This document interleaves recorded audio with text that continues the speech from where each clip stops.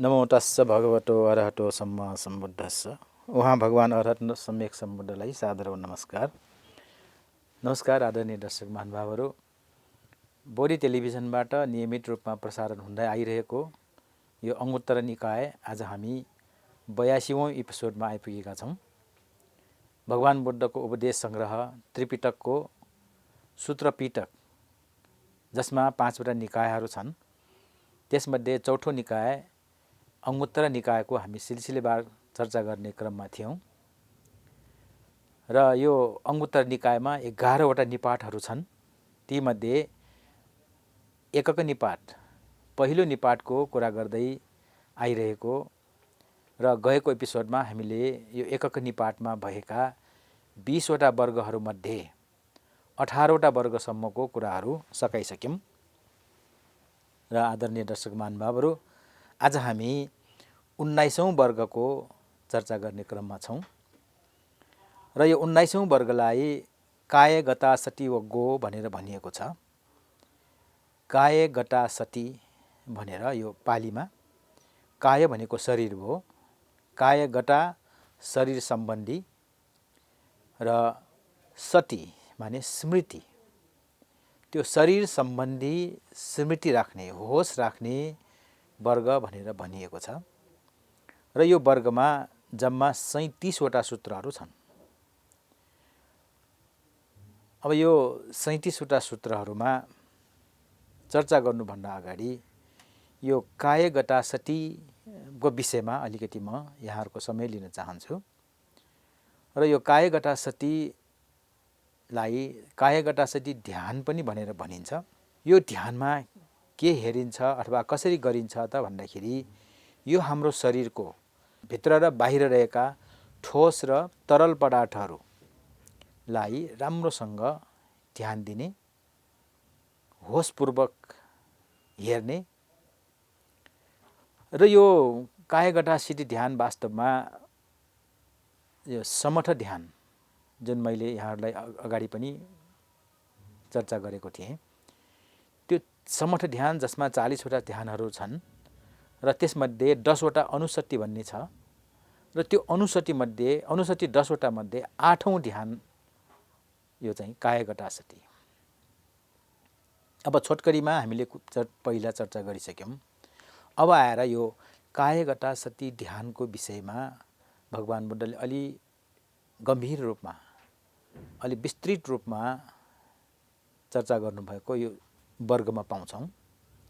त्यस कारणले यो काय गता सती के हो भन्ने विषयमा अलिकति म यहाँहरूको समय लिन गइरहेको छु।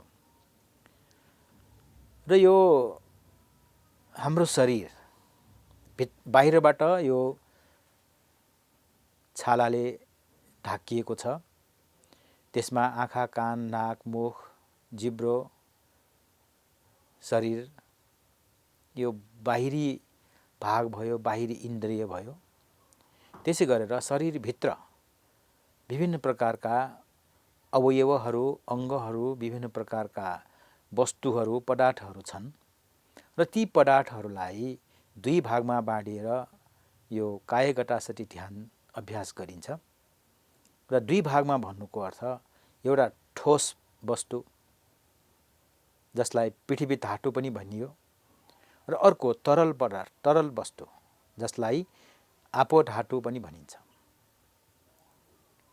र दर्शक महानुभावहरू, यो पृथ्वी धातु अथवा ठोस पदार्थ हाम्रो शरीरमा हामीले खोज्यौँ भने जम्मा 20 प्रकारका ठोस पदार्थहरू हामी पाउँछौँ।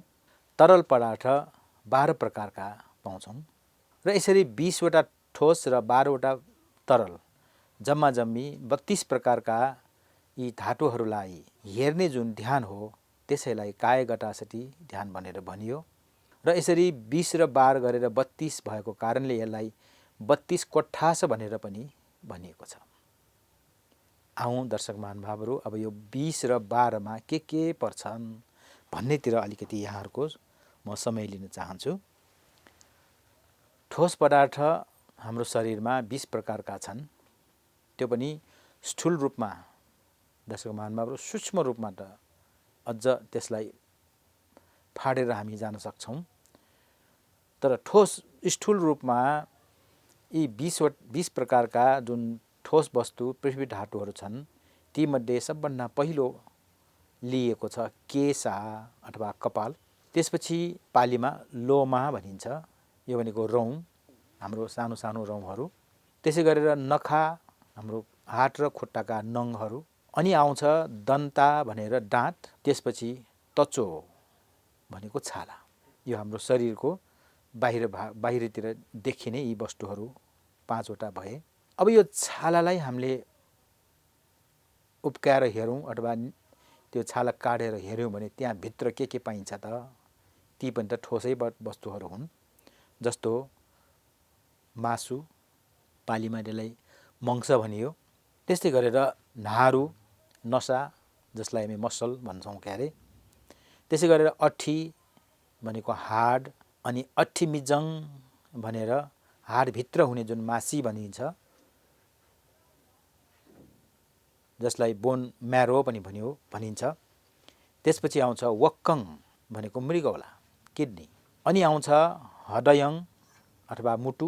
त्यसै गरी एकनङ कलेजो, किलोमकङ झिल्ली, मासुमा बाहिरबाट त्यो जुन झिल्ली आउँछ। त्यसै गरी पिहकङ भनेको फियो। अनि आउँछ पफ्फासङ फोक्सो, अनि अन्तङ भनेर ठुलो आन्द्रा। त्यसपछि आउँछ अन्तङ गुनङ सानो आन्द्रा। अनि आएको छ उदरियङ पेट। त्यसपछि करिसङ भनेर मल र मत्थलुङ्गङ भनेर गिदी अथवा मगज। यसरी 20 प्रकारका ठोस वस्तु, जसलाई पृथ्वी धातु भनेर पनि भनियो, यो हाम्रो शरीरको भित्री बाहिर पाइने ठोस पदार्थहरू। त्यसै गरी आदरणीय दर्शक महानुभावहरू, तरल पदार्थ जसलाई आपो धातु भनियो, त्यो 12 प्रकारका छन्। र ती 12 प्रकारहरू के हुन् त? सबभन्दा पहिले पित्तङ, जसलाई पित्त भनियो। अनि आउँछ सेमङ, जसलाई खकार भनियो। त्यसै गरेर पुब्बो, त्यो भनेको पिप। लोहिटङ रगत, सेडो पसिना। त्यसै गरी मेडो, जसलाई चिल्लो भनियो, जुन हाम्रो शरीर माने बाहिर पनि चिल्लो देखिन्छ। त्यसै गरी अर्को तरल पदार्थ भनेको अस्सु, जसलाई आँसु भनेर बुझ्छौँ। अर्को छ वस्सा, बोसो, खेलो, ठुक, सिङ्घानिकङ सिङ्गान, लसिकङ रियाल र मुत्तङ पिसाब। यसरी पित्तदेखि पिसाबसम्मको 12वटा यी तरल पदार्थहरू हाम्रो शरीरभित्र छन्। अब यो ठोस वस्तु 20वटा र 12वटा तरल वस्तुलाई हेर्नु, त्यो पनि स्मृतिपूर्वक होसपूर्वक हेर्नु, त्यसको स्वभावलाई जान्नु, यसैलाई कायगता सती अथवा कायगता नुस्मृति भनेर ध्यान भनेर भनिन्छ। दर्शक महानुभावहरू, यो कायगता सती ध्यानलाई भगवान बुद्धले बडो महत्त्व दिएर चाहिँ भन्नुभएको यो वर्गमा हामी पाउँछौँ। र जुन 37वटा सूत्रहरू छन्, ती सबै यही कायगता सती ध्यानभित्र केन्द्रित भएर त्यो ध्यान गर्दा के हुन्छ, ध्यान नगर्दा के हुन्छ, गर्नुको फाइदा के हो, नगर्नुको बेफाइदा के हो भन्ने कुरालाई राम्रोसँग बताउनु भएको छ। यस हिसाबले पनि हामीले अन्दाज गर्न सक्छौँ, यो शरीरलाई राम्रोसँग हेर्नु, शरीरलाई होसपूर्वक हेर्नु, त्यसको स्वभावलाई जान्नु, थाहा पाउनु, त्यो जुन ध्यान हो त्यो बडो महत्त्वपूर्ण छ भन्ने कुरा यी सूत्रहरूमा हामी पाउँछौँ। आदरणीय दर्शक महानुभावहरू, अब यो वर्गमा यो कायगता सती सम्बन्धमा भगवान बुद्धले के भन्नुभएको छ त्योतिर म लाग्ने प्रयास गर्छु। अब यहाँ मैले विगतमा वर्णन गरे जस्तै केही सूत्रहरू सामूहिक रूपमा भन्दाखेरि सजिलो हुन्छ, त्यसकारण एउटा गरेर भन्नुभन्दा पनि सूत्र नम्बर 1 मा चाहिँ के छ, त्यसपछि अनि 2 देखि संयुक्त रूपमा यहाँलाई म बुझाउने प्रयास गर्छु। र सूत्र नम्बर 1 मा भगवान बुद्धले के भन्नुभएको छ भन्दाखेरि भिक्षुहरू हो, जसरी सबै नदीहरू महासमुद्रमा मिल्न जाने हो, त्यसरी नै जति पनि विद्यापक्षीय कुशल धर्महरू छन् ती सबै नै कायगता स्मृतिको भावनामा समावेश हुन्छन्। यो चाहिँ उहाँले समष्टिगत रूपमा यो वर्गको महत्त्वलाई चाहिँ बुझाउनु भयो। अनि त्यसपछि त्यसका विभिन्न अङ्गहरू, विभिन्न कुराहरूलाई चाहिँ वर्णन गर्नुभएको पाइन्छ।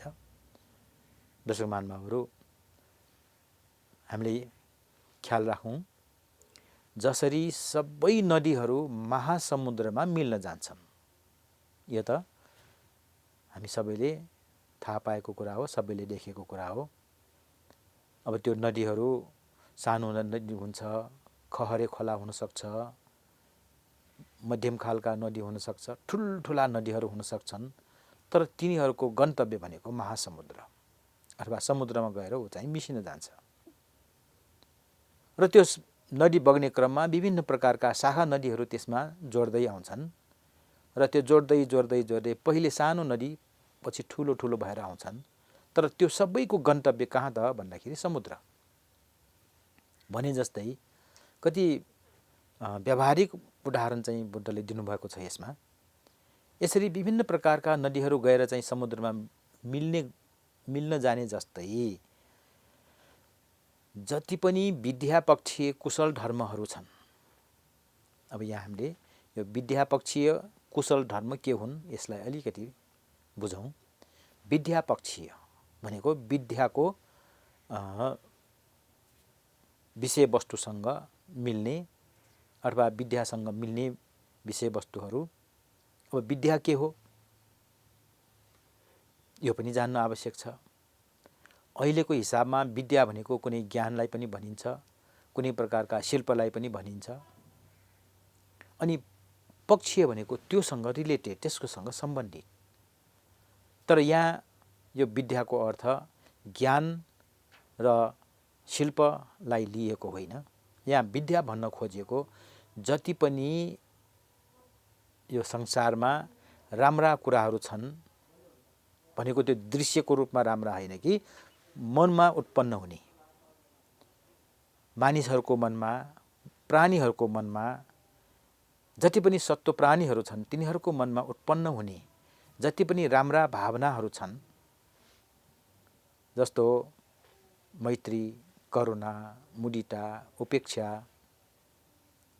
त्यसै गरेर अरूप्रति चाहिँ दया मायाको भावहरू र हुँदा ध्यानका कुराहरू र हुँदा यो मनबाट जुन क्लेशहरू निर्मूल हुने अभ्यास हो, निर्मल भएका अवस्थाको चित्त, यी सबैलाई विद्यापक्षीय धर्म भनेर भनिन्छ। र ती पनि के त कुशल धर्म।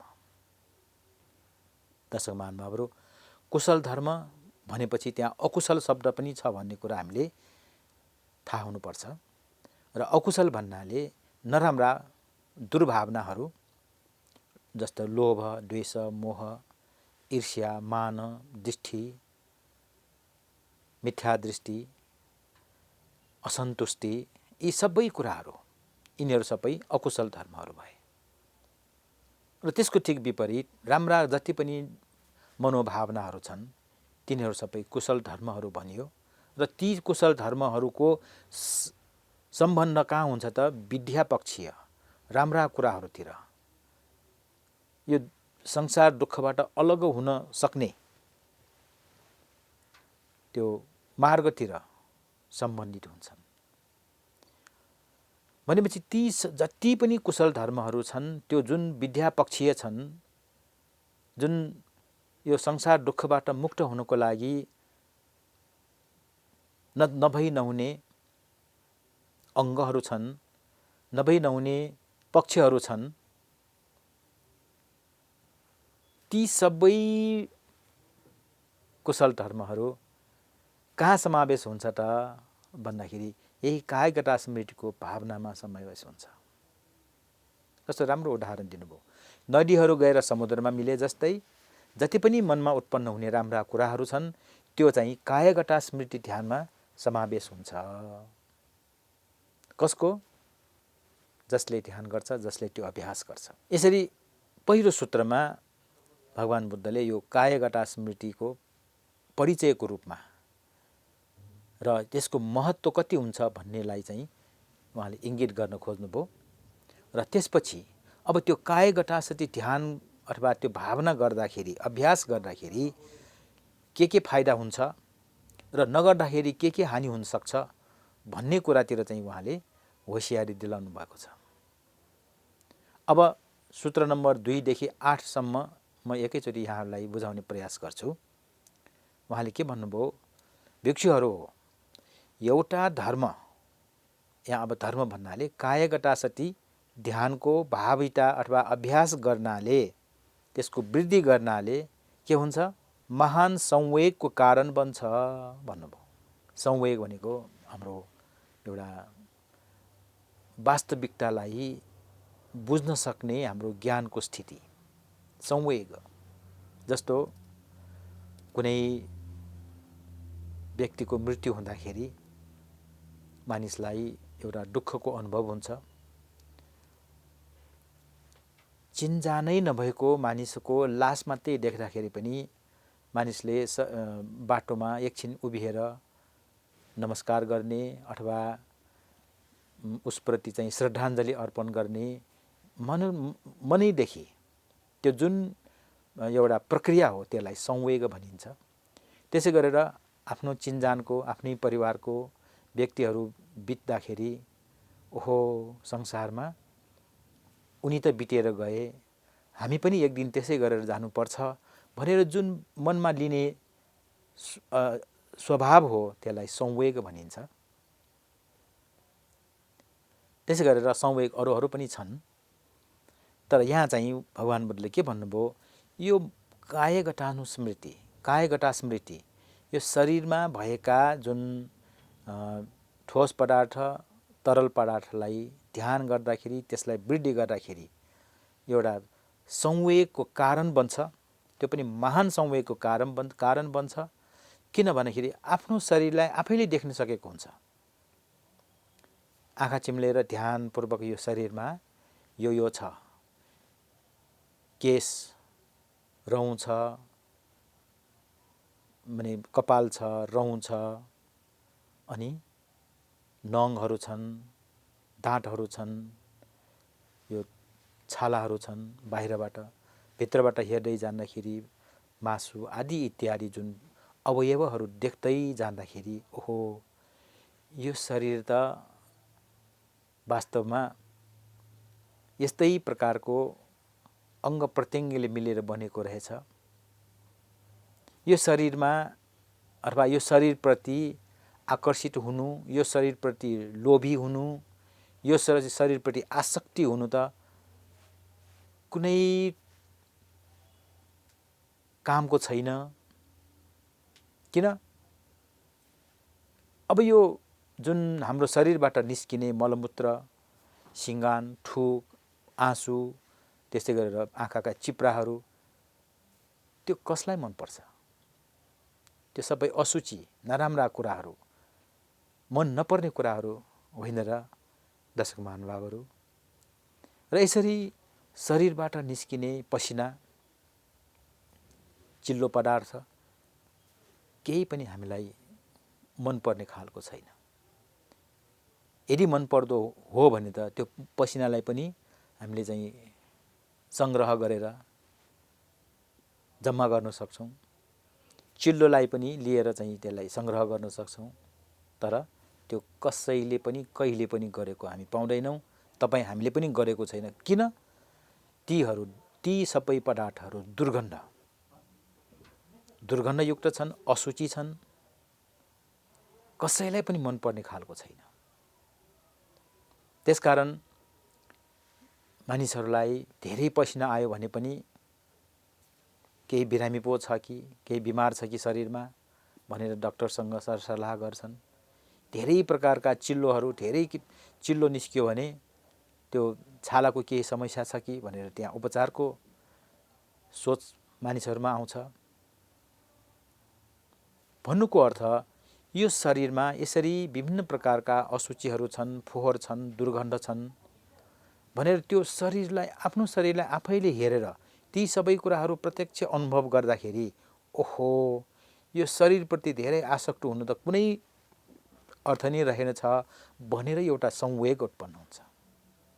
र त्यो संवेग उत्पन्न हुनुको कारणले के हुन्छ, त्यो शरीरमा आसक्तिपना हट्छ र त्यो आसक्तिपना हट्ने क्रममा बिस्तारै मनभित्रका अथवा त्यो आफूमा उत्पन्न हुन सक्ने अहङ्कार, अभिमान त्यो कम हुन सक्छ र आफूले जुन वस्तु उपभोग गरिराखेको हो, भोग गरिराखेको हो, त्यसमा एक प्रकारको सन्तोषीपना आउन सक्छ। हिजोसम्म असन्तुष्ट, यो पनि छैन, त्यो पनि छैन, यो पुग्दैन, त्यो पुग्दैन, यो मन पर्दैन, त्यो मन परेको छैन, मन परेको प्राप्त भएको छैन आदि इत्यादिमा चाहिँ जुन असन्तुष्टिता आउने हो, यो शरीरप्रतिको जुन ध्यान, जुन अभ्यासले गर्दाखेरि एक प्रकारको संवेग उत्पन्न हुँदा त्यहाँ अब आसक्तिपना हट्ने सम्भावना धेरै छ। नपत्या हामी आफैले पनि अभ्यास गरेर अनुभव गरेर हेर्न सक्छौँ। र यही क्रममा म एउटा अर्को थप्छु, हाम्रो शरीरलाई राम्रो बनाउन, सिँगार्न, आकर्षक बनाउन अनेक प्रकारका हामीले श्रृङ्गारका सामग्रीहरू प्रयोग गर्छौँ र विशेषतः महिला वर्गले गर्नुहुन्छ। र त्यो श्रृङ्गारको प्रसाधनका सामानहरूको लागि पनि देशले अरबौं रुपियाँ खर्च गरेर ती आयात गर्छन्, खपत गर्छन्, हामीले उपभोग गर्छौँ।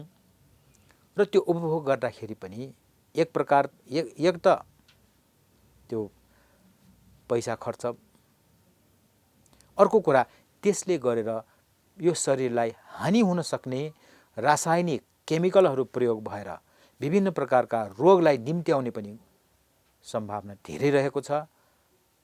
र यस विषयमा मानिसहरूलाई सावधानी गर्नको लागि धेरै प्रचार प्रसार हामीले देखेका छौँ। भन्नुको अर्थ यो शरीरलाई, यो हाड, मासु, छाला, रगतले बनेको शरीरलाई, त्यो पनि बाहिरबाट, भित्र त अब सिँगार्ने कसले हो र? एउटा सानो काउ चिरेर मात्रै हेर्दाखेरि पनि मान्छेहरू डराउँछन्, रगत बगेको देखेर बेहोस हुनेहरू पनि छन्। त्यो भित्रको हेर्दाखेरि त त्यो अझ अलगै कुरा भयो। बाहिरबाट जुन यो शरीरलाई हेर्दाखेरि पनि यसरी एक प्रकारको आसक्तिपनाले गर्दाखेरि विभिन्न प्रकारका रासायनिक प्रयोग गरेर, कृत्रिम सौन्दर्यका साधनहरू प्रयोग गरेर हामीले सिँगार्न खोज्छौँ। तर त्यसको खराबी मैले अघि निवेदन गरेँ, पैसा खर्च हुने त भयो नै, त्यसमाथि अज्ञात रोग पनि हामीले चाहिँ निम्त्याएको हुनसक्छ। छालाको क्यान्सर हुनसक्छ, विभिन्न प्रकारका अरू अज्ञात रोगहरूले हामीलाई चाहिँ दुःख दिन सक्छ। र यसरी शरीरलाई हेरेर ओहो, यो शरीरलाई, यो अनुहारलाई सिँगार्नु भनेको केही खासै अर्थ त छैन भन्ने जुन संवेग उत्पन्न हुँदाखेरि त्यसले हामीलाई एउटा सकारात्मक सोच अथवा सकारात्मक विचार के आउँछ त भन्दाखेरि यी सबै कृत्रिम कुराहरूलाई छोडिदिउँ, त्याग्दिउँ, जस्तो प्राकृतिक रूपमा, नेचुरल रूपमा जुन हाम्रो सौन्दर्य छ त्यसैलाई कायम गरौँ भन्नेतिर लाग्न सक्यो भने त्यो पनि एउटा संवेग हो। र हुँदा हुँदा यो शरीर पनि अब अस्तिको शरीर, 1 वर्ष अगाडिको शरीर, केही वर्ष अगाडिको शरीर, अहिलेको शरीर तुलना गर्दाखेरि धेरै परिवर्तन हामी पाउँछौँ। त्यो परिवर्तनले चाहिँ हामीलाई के सिकाउँछ? ओहो, यो शरीर त अनित्य भएर अगाडिसम्म चिल्लो चिप्लो शरीर अहिले आएर खस्रो भयो, चाउरियो, दाँत झर्यो, केश फुल्यो आदि इत्यादि त्यो अनुभव भयो भने त्यसबाट पनि एक प्रकारको संवेग उत्पन्न हुन्छ। ओहो, यो शरीर त अनित्य रहेछ, यो शरीर त बदलिँदै जाँदो रहेछ भन्ने कुरा त्यो संवेग उत्पन्न हुँदाखेरि त्यसले चाहिँ अनित्य बोध गराउँछ। र त्यो अनित्य जुन बदलिएर गएको हो त्यो कसैले गरेको होइन, त्यो स्वाभाविक रूपमा प्राकृतिक रूपमा बदलिएर गएको हो। त्यसमा मेरो भन्नु पनि छैन, मैले भन्नु पनि छैन, त्यसकारण अनात्म स्वभावको छ। र यसरी बदलिएको छ, मेरो भन्नु पनि छैन, मैले गरेको पनि होइन भनेपछि त्यसमा सुख कति पनि छैन, यो दुःख स्वभावको छ भनेर अनित्य दुःख अनात्म यो तीन प्रकारका त्रिलक्षणलाई त्यहाँ हाम्रो मनमा उत्पन्न हुन सक्छ। के को कारणले?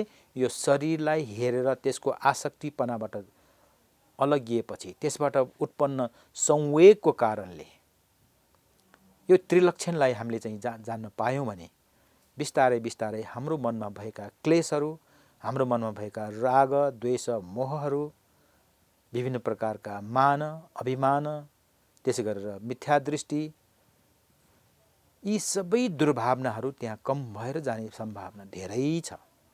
त्यसकारण बुद्धले के भन्नुभयो? यो कायगता स्मृति भावना गर्नाले, त्यसलाई वृद्धि गर्नाले महान संवेगको कारण बन्दछ। हेर्नुहोस् है।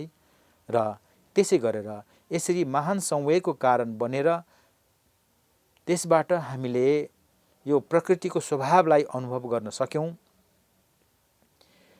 यो म, मेरो, तिमी, तिम्रो भन्ने जुन भावना हो, जसले गर्दाखेरि मानिस बीच चाहिँ खिचातानी भइरहेको छ, मानिस बीच द्वन्द्व भइरहेको छ, परिवारमा बाउ छोराको झगडा भइरहेको छ, दाजुभाइको झगडा भइरहेको छ, दिदीबहिनीमा झगडा भइरहेको छ। के को कारणले? स्वार्थको कारणले। र यसरी स्वार्थको कारण भइरहेको यो मन, यो शरीरको यथार्थतालाई बुझ्न सक्यो भने त्यसबाट यो अनित्यताको अवबोध हुने, त्यसबाट संवेग उत्पन्न हुने हुनाले कति कल्याणकारक छ भन्ने कुरा तपाईँ हामीले अन्दाज गर्न सक्छौँ। त्यसकारण यो कायगता सतीको अभ्यास गर्नाले, वृद्धि गर्नाले महान कल्याणको कारण बन्दछ भनेर अर्को सूत्रमा भन्नुभएको छ। आदरणीय दर्शक महानुभावहरू, अंगुत्तर निकायको एकक निपातमा भएका 20वटा वर्गहरूमध्ये 19औं वर्ग जुन कायगता सती वग्गो भनेर भनिएको छ र त्यो वग्गोको 37वटा सूत्रहरूको वर्णन गर्ने क्रममा आज हामीले कायगता सती के हो, त्यसमा के कुराहरू हेर्छन्, के ध्यान गर्छन् र त्यसका फाइदाहरूमध्ये 2टा मात्रै अहिले यहाँ यो एपिसोडमा हामीले चर्चा गर्न पायौँ। यो एपिसोडको समय सकिएको सङ्केत पाएको कारणले म आज बिदा हुन चाहन्छु। ध्यानपूर्वक हेरिदिनु भएकोमा यहाँहरूलाई धेरै धेरै धन्यवाद छ। भवतु सर्वमङ्गलम्।